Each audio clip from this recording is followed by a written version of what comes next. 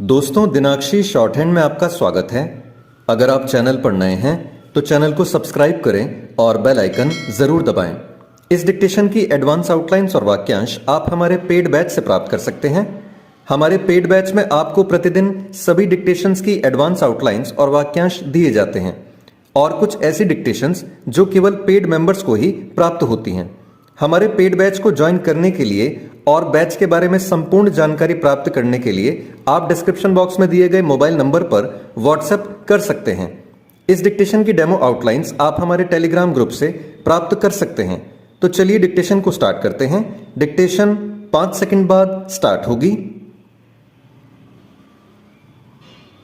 Ready, start. Cyber धोखाधड़ी पर नियंत्रण पाने के लिए केंद्र सरकार ने सिम विक्रेताओं का पंजीयन करने और उनके सत्यापन को अनिवार्य बनाने के साथ साथ थोक में सिम बेचने पर पाबंदी लगाने के जो कदम उठाए वे आवश्यक हो गए थे। इन कदमों को ऑनलाइन ठगी में लिप्त तत्वों पर एक प्रभावी प्रहार माना जा रहा है, लेकिन केंद्र के साथ राज्य सरकारों को इसकी अनदेखी नहीं करनी चाहिए कि साइबर अपराधी लोगों को ठगने के लिए नित नए तरीके अपना रहे हैं। अब तो वे तकनीक का सहारा लेकर व्यक्ति विशेष की आवाज में उनके स्वजनों को ठगने का भी काम करने लगे हैं। एक तथ्य यह भी है कि साइबर अपराधियों की संख्या तेजी से बढ़ रही है। कुछ समय पहले तक झारखंड का जामताड़ा इलाका ही साइबर ठगों के लिए कुख्यात था, लेकिन अब देश के अनेक हिस्सों में जामताड़ा बन गए हैं। इनमें मेवात का इलाका भी है। पिछले दिनों नूह में जो भीषण सांप्रदायिक हिंसा हुई, उस दौरान एक साइबर थाने को निशाना बनाने के पीछे साइबर ठगों का ही हाथ माना जा रहा है।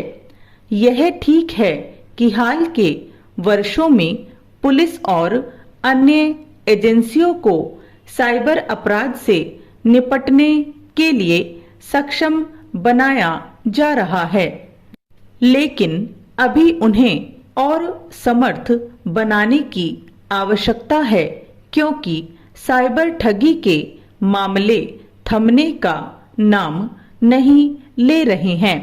ये ठग जितने शातिर हैं उतने ही दुस्साहसी भी। वे फर्जी कॉल सेंटर तक चला रहे हैं। साइबर ठगी के मामलों में यह देखने में आया है कि धोखाधड़ी करने वालों की मिलीभगत सिम विक्रेताओं से होती है। सरकार ने ऐसे 67,000 सिम डीलरों को काली सूची में डाला है।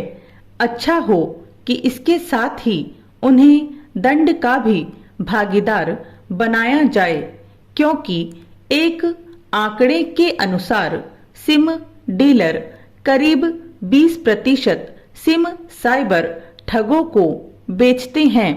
साइबर ठगी किस तेजी से बढ़ रही है, इसका पता इससे भी चलता है कि अगस्त 2019 में शुरू किए गए डिजिटल अपराध पोर्टल पर 23 लाख से अधिक साइबर ठगी के मामले दर्ज कराए जा चुके हैं।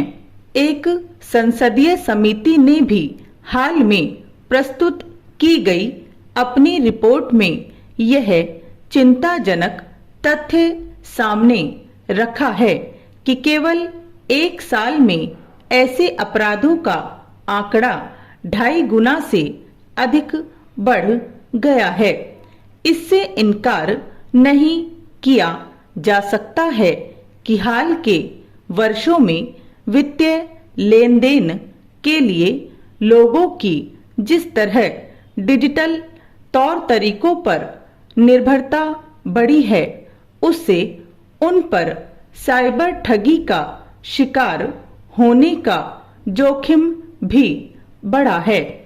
स्पष्ट है कि एक और जहां साइबर ठगों पर सख्ती करने की आवश्यकता है, वहीं आम लोगों को जागरूक करने की भी, क्योंकि अनेक लोग लालच अथवा अज्ञानतावश या फिर जरूरी जानकारी के अभाव के चलते साइबर ठगी का शिकार बन जाते हैं।